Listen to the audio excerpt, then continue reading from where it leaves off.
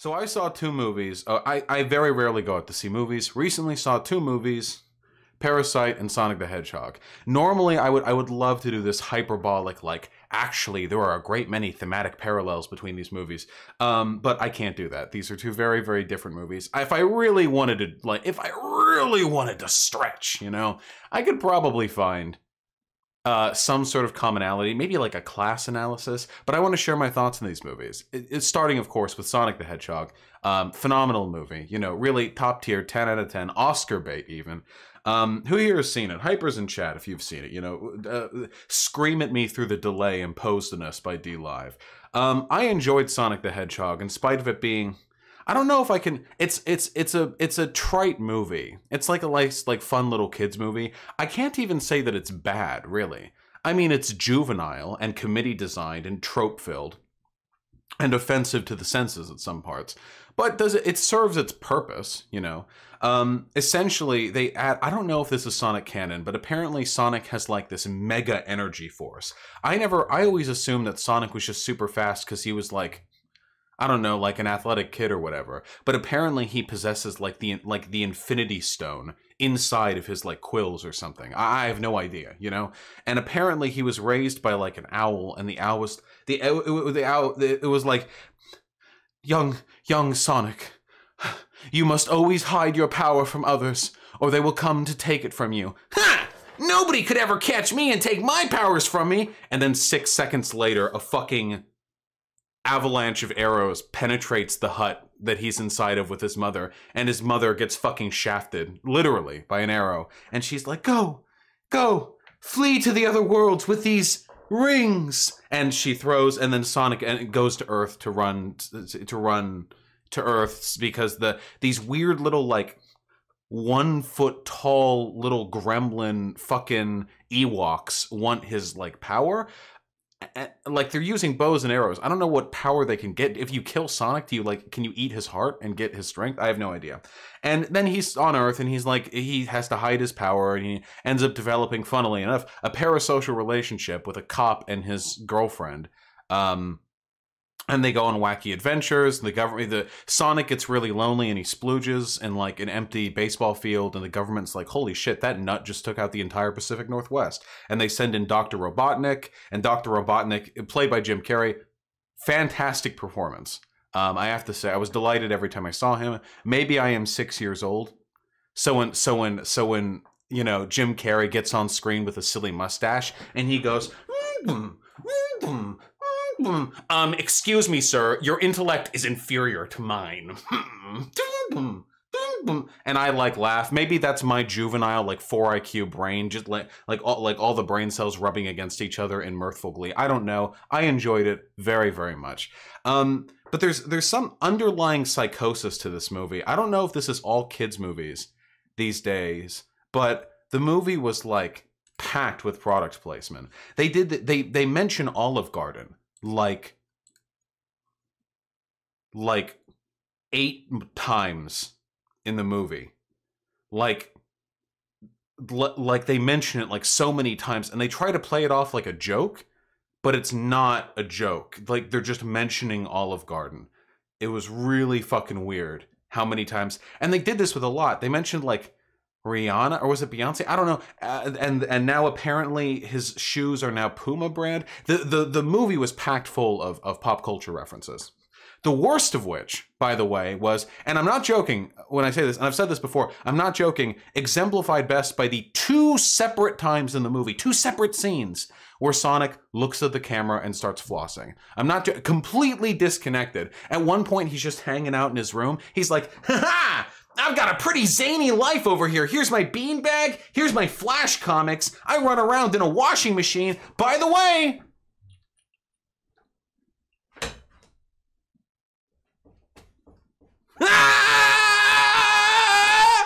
and he does it again after like defeating an enemy fucking robot. He does it he does it a second time. He does that twice. He does it after he defeats an enemy robot. It was insane. The weirdest. So the general, like the overlying plot here of what happened, basically. The broader is the government sends Dr. Robotnik, who's like this black ops agent. He's like really, there's a weird dissonance between his character and his role in the story too, because his character is like, your inferior human ions and meat body are incapable of keeping up with my machine menace. You know, that's Jim Carrey. But then the government guys are like, are you sure about sending in Robotnik? Yeah. Who do you think cleaned up that mess in Azerbaijan and Pakistan? Which black ops agent succeeded in eliminating 46 enemy combatants without so much of a trace of it on the news? Yeah, that's him. Like, he's, oh, whoops, wrong button. He's like this threat in the movie. He's like this fucking black ops guy in the movie. Like the generals are like, it's talking about him as like a fucking war criminal, like Kissinger plus like the fucking like the one-man Navy SEAL team, you know? It's fucking wild. But then in person, he's a fucking weirdo. And they continue this tonal dissonance the whole movie because Sonic ends up getting wrapped up with the cop who he really likes, who's just like a generic, like handsome, like fit 6'2" white dude, with his completely plot irrelevant girlfriend, by the way. They just made like, they just gave him like a black girlfriend and she like does yoga. Like she's like completely plot irrelevant. At one point Sonic is injured and it's like, oh, my girlfriend is a pet veterinarian. I could bring Sonic over and she can help Sonic. And he brings Sonic over and she's like, this isn't a fucking pet. This is an alien. What the fuck what am I supposed to do with this? And then Sonic just gets better. Like on his own. She's completely worthless, like the whole story. It's really awkward, the few scenes where she's there. I don't think she's like a bad actress or anything. I just like the story just gave her like nothing, you know? But anyway, this tonal dissonance between like the threat in the story and the goofiness of the story continues because Robotnik, you know, like he sends his robot minions to go chase down Sonic and stuff, and ooh, they cause chaos and explosions, and that's great, you know, whatever. But eventually, Sonic's cohort, the cop, gets placed on a terrorist watch list. He's on the big TV, and he's like, this man wanted for treason against the United States. And at one point, Robotnik is like, I will disappear you. I will disappear your entire fucking family. You will be gone. You will not exist. I already don't exist. You will join me in nothingness. And I was like, holy shit. Are they gonna fucking kill this cop dude? You know, in the original Sonic games, and this is a children's movie. In the original Sonic games, like, nobody fucking died. Robotnik just ran around, like he has a big mecha at the end of each. So Robotnik will take squirrels and put them in robots, and Sonic will bounce on the robots and then bounce on Robotnik's robot 10 times until Robotnik runs away and he's like, "Ah, Sonic!" Those are the games, you know? That's what happens in the games. But in the movie, they're like, You have been placed on a terrorist watch list for committing treason against the United States of America. If you continue, we will find the addresses of your family and systemically execute and disappear all of them. Nobody will remember your family name. You will die in fucking Guantanamo Bay if you do not relinquish this fucking 1 foot 2 inch blue hedgehog that keeps flossing at the camera to us immediately. Chappie, I'm not lying about anything. Literally everything that I'm saying is completely serious. No, it's not even hyperbole. I'm not joking in the slightest. Everything here is completely forthcoming, okay, and completely serious. So this weird tonal dissonance gets continued through a really long way. They force this really contrived, like, friendship saved the day at the very end narrative where Sonic gets, like, laser beamed or something, and then, like, the whole town comes out and they're like, you go, little blue dude. And like a single teardrop. It was like the Pokemon movie. A little teardrop hits him and he like, yeah, and he gets back up and he's at 100. He's reached like mob level 100. It was really fucking weird. It was such a strange movie. The kids, I mean, it's a good kids movie, I guess. Like, it'd be fun to watch. There were points of it that I thought were funny. It was very visually, you know, fun to look at some points. They really committed to making Sonic go fast. Like he did really go fast. It really bugs me, you know, when people are like, yeah, man, you know, he's a fast dude. That's his power, super speed. And then like in whatever adaptation or interpretation of the character, he's like not, you know? I thought it looked pretty good. They did a good job with the Sonic redesign. Would I have maybe enjoyed it more if they had kept the original design? Maybe. I mean, just for like horror purposes. I would have had to keep a cyanide capsule like in the back of my molars just in case it got to be too much. But I guess I enjoyed it. The friendship narrative thing at the end was just really weird. The thing that bothered me the most, I think this is the thing that bothered me the most, okay? This actually upset me, okay? Most of the time when I don't like where a stupid kids movie is going, it doesn't upset me. This upset me, okay? Because this was cringe as fuck, okay? There was a sort of an underlying conflict between the cop and Sonic during the movie. The cop wants to go become a beat cop in San Francisco, you know, to, like, shoot black kids, like, you know, normal stuff. And Sonic is like, one, you want to leave your hometown of 42 people, which is called, of course, Green Hill. You know, you want to leave this town you were born in? The people here depend on you. And meanwhile, the cop has been like, hey, like, I'm a really good cop here, but I want to do more, you know, ignoring the fact that police are all bastards, you know.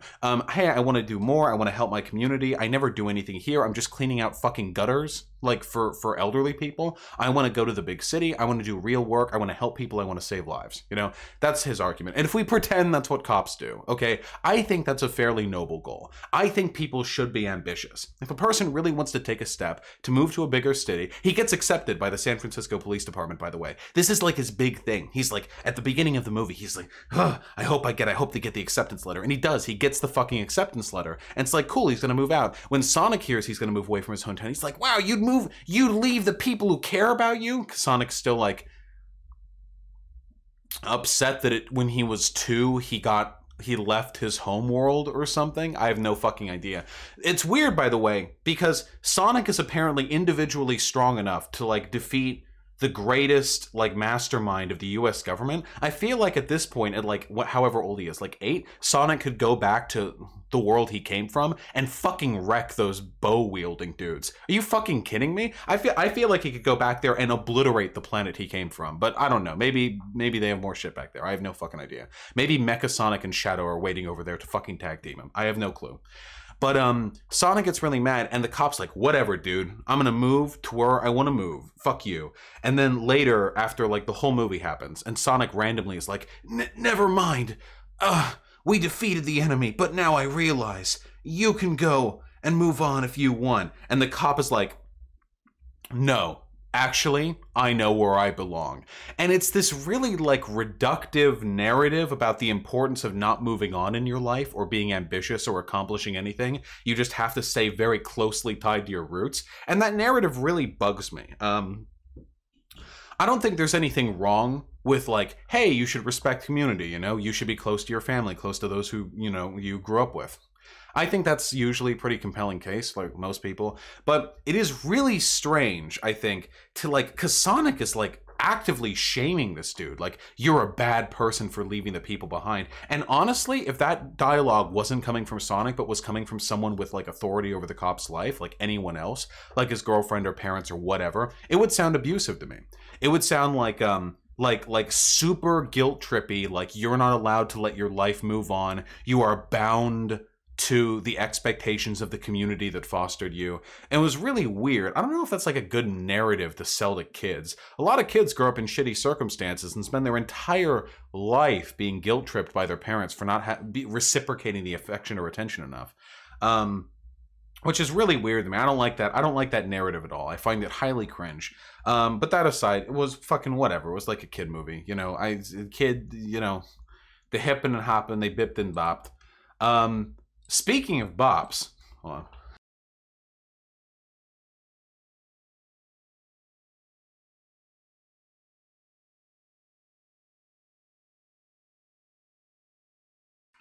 No cameos, what about Shadow? Nope. At the very end of the movie, in the after credit scene, Tails shows up. And Tails shows up, and he's like, we gotta find him! And then he just like double tail spins off, you know? That's it. That's the only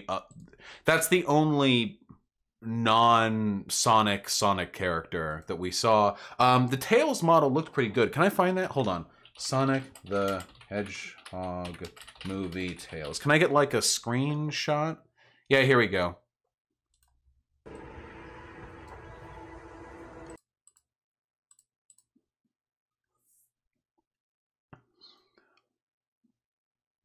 I mean, he looks pretty good. I think, like, you know, he doesn't look fucking horrifying. He looks like a little kid's movie mascot, you know, like a little minion. Banana! See? That's him. And he's gonna zoom! See? Wow, he's pretty fast, too. Does he have the Speed Force thing? What the fuck? His final battle and ending. Sorry. He looked real serious in that fucking thumbnail, you know? That's Sonic discussion. Okay? That's Sonic discussion. Ooh, Vosh, you want to risk another copyright strike? I'm on fucking D-Live, baby! This is the wild, wild west of copyrighted content, alright? If you can't show 3 seconds of a muted YouTube video of a person taking a video of a movie in a theater on D-Live, where can you watch it? Okay, where can you show it? Now, that's Sonic. Who here saw Parasite? I want to see some hypers, okay? Who here saw Parasite? Who here has seen? Or who here has not seen but doesn't care and just wants to hear me talk about it?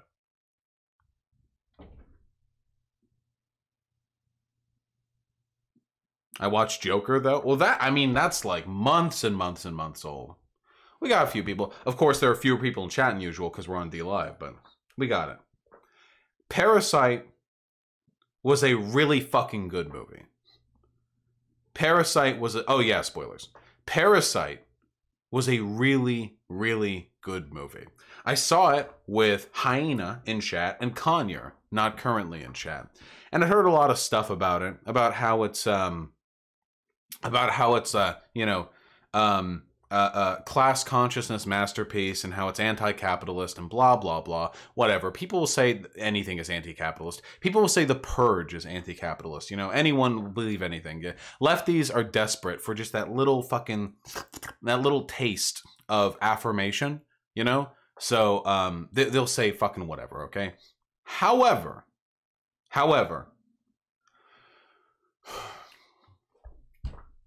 they were right. It was really good, and it was pretty fucking anti-capitalist. Let me give you the synopsis. Now, I am very racist and have forgotten the name of every character because they all have Korean names, and Korean names fall through my brain the same way alphabet soup patterns would. You know, I'm not gonna anglicize all their names for my own convenience, but I will be referring to them by their positions. So we have a family of poor people, okay? Very poor. Can't afford Wi-Fi, stink bugs all over the house, you know? Super cringe. And they're struggling financially. The family, they've been laid off recently. You know, the son is struggling to get into university. It's implied that the reason he can't get into university isn't because he's unintelligent, but rather because he can't afford the entrance fee. College is very expensive in Korea, relative, you know, to other countries, I guess. It's pretty expensive for us too. And the sister is, I guess, just a lackabout. We'll get to that, Lexi. And anyway, the movie is kind of like a heist thriller, where through a mutual acquaintance, the poor family's son, the son of the poor family, ends up becoming the tutor of a young girl of a rich family, very rich family, like super, like probably net worth in the like 8 digits, I would guess, like 10, 20 million, you know, if we were to USD convert it, just based on the house they have alone, at the very least. And it becomes kind of this heist movie where very slowly the family, the poor family, begins to work their way into the lives of the wealthy family. The sister, the poor sister, becomes a tutor for the younger brother of the wealthy daughter. the mom and the dad, respectively, become the housekeeper and the driver of the wealthy family. And they do this, at least in the case of the driver and the housekeeper, by inventing lies, by conspiring to get them out. They say that the housekeeper has tuberculosis, and they fabricate this big, this big sort of cavalcade scheme to demonstrate she has TB, which is of course a threat to the family, so they let her go. And with the driver, they like frame the driver for fucking in the dad's car. So eventually, after a little while, after maybe a month or two in universe time, the poor family has infiltrated the lives of the wealthy family, who doesn't know they're all related. The poor family, to them, is just four individuals who are performing separate roles in the house for different purposes. The poor family is now making a lot of money because they're now 2 tutors, a driver, and a housekeeper for a wealthy family. That's a lot of money. I mean, that's more money. That's 4 times, at least 10 times, whatever. That's so much more money than that family has ever seen, being brought in monthly. And there's this tension that builds the entire movie. This horrible tension, because it always feels like something is going to go wrong. It feels so intensely, this feeling mounts. There's humor. It's very funny, and this very, very funny film.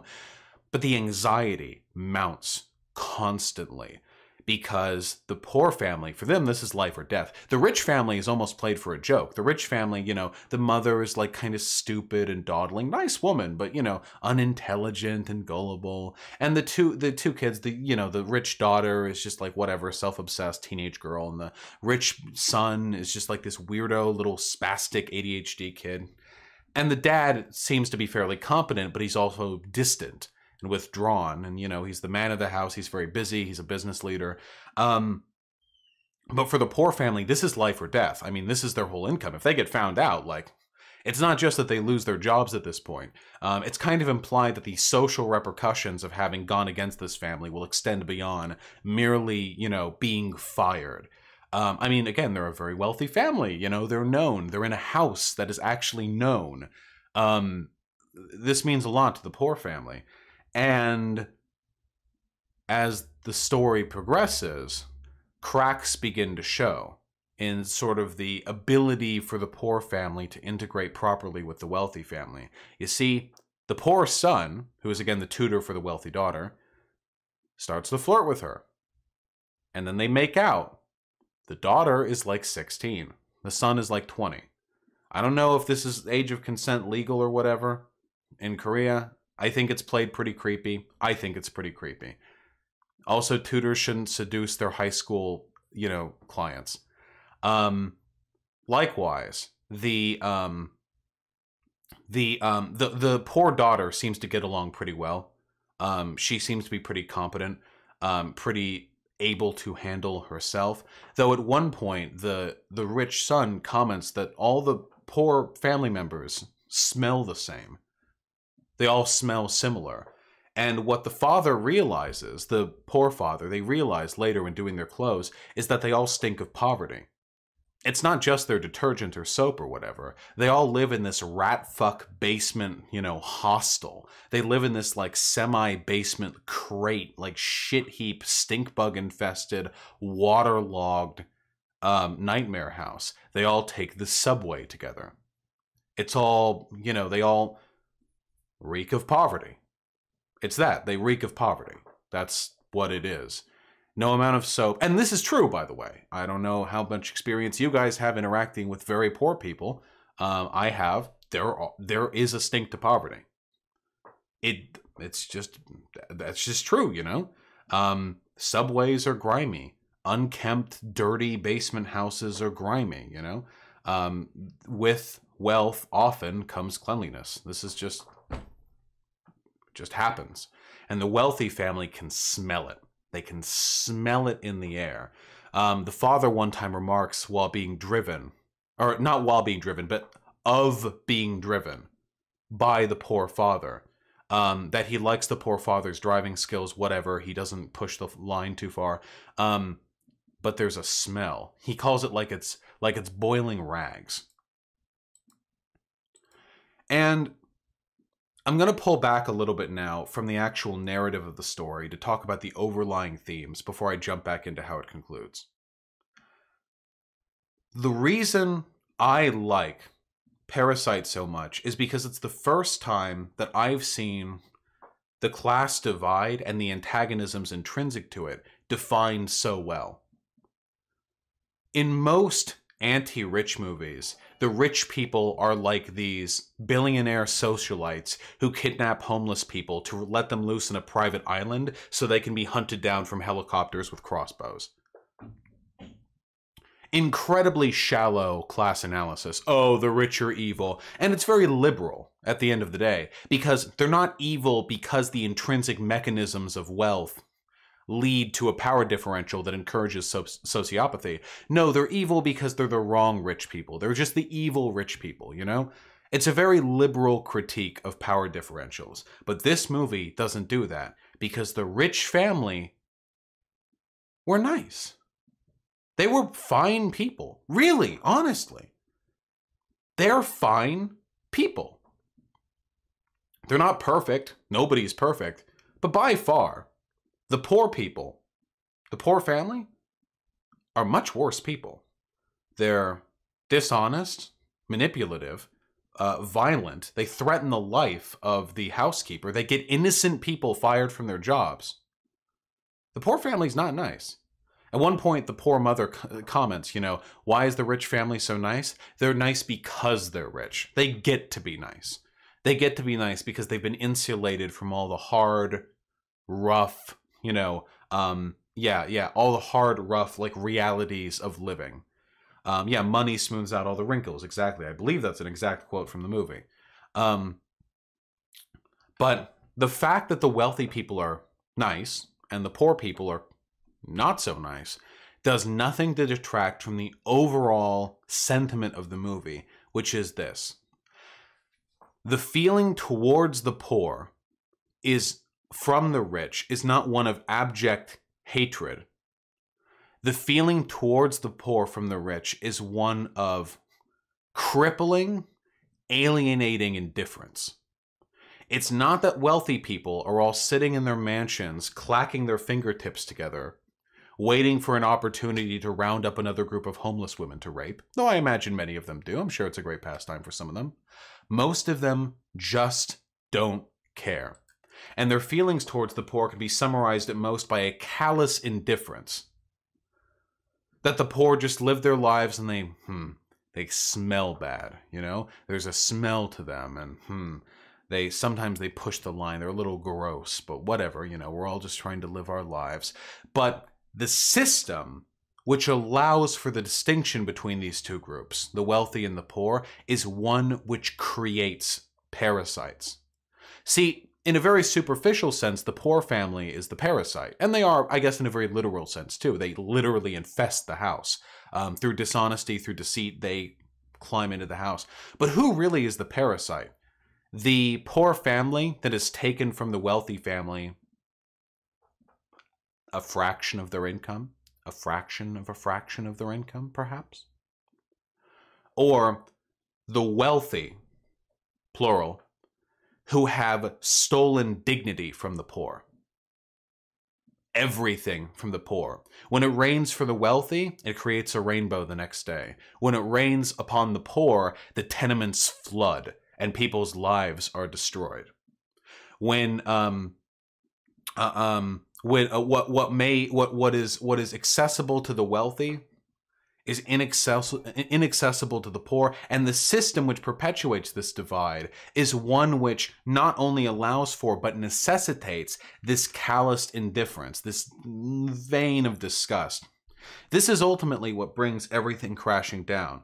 And I'll bring it now to the end. The family, the poor family, is we have like this cute, you know, heist sequence where they're worming their way into the lives of the wealthy family, and it's cool and it's great. But at one point, the former housekeeper, the one that they had forced from her job by framing her for having tuberculosis, comes back, and it is revealed that the housekeeper, the former housekeeper's husband, has been living under that mansion in a bunker for years and years and years that he is being targeted by loan sharks and has been for a very long time, and he's just been hiding out in the bunker of the wealthy family, completely unbeknownst to the wealthy family. The housekeeper's been sneaking food to them for years. He's just been living in a little box.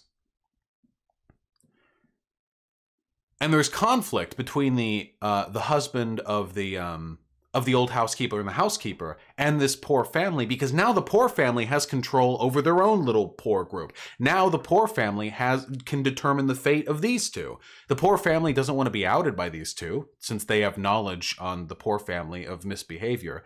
But likewise, you know, the former housekeeper and her husband, you know, like, the husband will literally die if he's not taken care of down there. So, I mean, what do? The conflict eventually erupts into this massive thriller sequence that lasts, God, it lasts such a long time. I feel like it lasts a third of the movie, where they're the poor family desperately trying to not be found out by the wealthy family. A process which involves the murder of one of the two people living down under the bunker, which involves a tremendous amount of every theft, bribery, you know, deceit, manipulation. And at the end of all of it, the poor family finally wins. The poor family finally succeeds. They clean up the mess. Now they get to keep living at this establishment. Nothing's going to come between them and the life they've secured for themselves. And what finally does it in is, and again, we can go through the details, eventually the husband of the now deceased former housekeeper manages to break his way out of the bunker and murders a lot of people. This goes knife crazy. And this, mind you, does not implicate the poor family, because the man in the bunker who went knife crazy is killed in the conflict. At this moment, that man is dead, and there is no evidence of wrongdoing on the part of the poor family. If they can get over this hump, they're set. Everything in the bunker is taken care of. They're clear. But in a moment of panic, when corpses are piling up in the ground, when people are running left, right, center, trying to get people to the hospital, at one point, in a critical moment, the poor father and the wealthy father have a moment together. The driver and his client. Where they have to come close to each other. The poor father is holding his dead daughter, and he needs, and the wealthy father needs the keys to the car so we can go drive his son to the hospital. And the wealthy father runs over to try and get the keys, which have fallen to the ground, and he comes close to the man who had been living underneath the bunker. The man who had been living under the bunker for years, the one who went knife crazy. And the wealthy father does something that he's done at several other points in this movie. Something that the poor father has been reminded of time and time again. He pinches his nose to avoid the smell of poverty when picking up the keys. Even in this life or death situation, where every second counts, the wealthy father cannot tolerate the smell of poverty, the smell of living in a basement or of living in a bunker. So the poor father, while holding his dead or dying daughter, sees this, that even in this moment, the wealthy father just cannot tolerate their kind smell.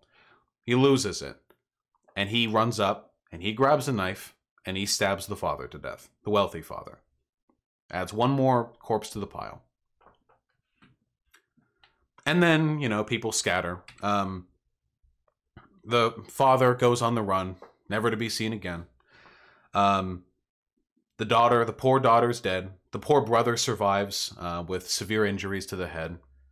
And, you know, everything's just melancholy afterwards. You know, there's no great payoff. There's no huge, you know, triumphant accomplishment at the end. But there is a big letdown. You see, the poor son discovers that after murdering his client, the poor father ran into the bunker which the wealthy family never knew about, the bunker which, you know, um, another man had lived in solitary confinement for years. Because where else are you going to run from the police, right? After all, that's what the original guy was doing. He was running from loan sharks. Now he's going to run from the police. It's, you know. And that's where the father is now. Every once in a while, he'll sneak out and steal food. And the son realizes this through means that are rather contrivance to explain here.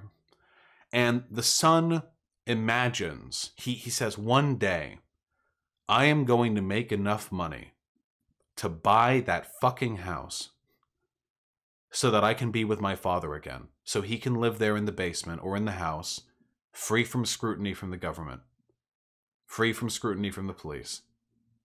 And we see a scene of the brother in a suit walking down the empty living room of the house in which all of this has taken place. And then the scene fades away. And we go back to the poor son scrawling out a transcription of his father's message in the dank, dimly lit basement house that he lives in. Ultimately, the movie is about a lot of things. It's about the inherent inhumanity of capitalism, the fundamental sociopathy of the divide between the wealthy and the poor, the fact that the attitudes towards the poor of the wealthy are not one of contempt usually, but rather one of disgust and indifference, the fact that the plight and the poverty of the poor are perpetuated in large part by the stupid ignorance of people with power to make a serious difference in the lives of others. And ultimately, you know, finally, that the problems which are caused here are not the fault of any individual, but rather the fault of a system which allows people to behave in this way. Because again, the wealthy family is nice. The poor family kinda isn't. The poor family is evil and manipulative in many cases. You know, they're funny and charming. I don't think they're necessarily horrible people, but it's not about that. The fact that the poor family is of, you know, at sometimes lacking moral character speaks nothing to the broader point of the film. And it is, you know, ultimately, that capitalism is inhumane. And that inequality destroys people. And that the parasite, at the end of the day, is wealth and capital. The director is an active anti-capitalist. Because capital saps of everyone dignity and compassion and humanity in a way that, and to a degree, to a severity, that one poor family's crazy hijinks could never even come close to replicating. I have not seen Snowpiercer, but I didn't know who he was at the time. I really want to see Snowpiercer. I don't mind shit that's on the nose, you know? I actually quite like media that is on the nose. All right. We're done with our spoiler content. Thank you. I'm sorry. We're done with our spoiler content. We're done. We did it. No, you know, nothing to worry about. Bring back everyone. You know, bring back everyone else. Bring back everyone who was worried about the being spoiled. You know. So wait, when does Sonic enter the picture? Well, in the after credit scene of Parasite, you're looking at a grassy hilltop over, you know, like a sort of a Korean villa, and Shadow emerges, and he says, "So Sonic made his way to this world, huh? I gotta find those Chaos Emeralds." And then he, you know, zips off. In fact, one of the centerpieces in the house of the wealthy family in Parasite is a sort of like a little pedestal with like this big emerald, like a big gem, you know, framed centerpiece with like a little glass box over it. And at the time when you first, and that's the genius of the movie, what the movie was really about. When you first see the emerald, it's just like, oh, cool, an emerald. Wow, they're very wealthy. Nice, cool. And then you realize all along they possess one of the 8 Chaos Emeralds. You know, the Master Emerald, which can, of course, bestow tremendous power unto all others.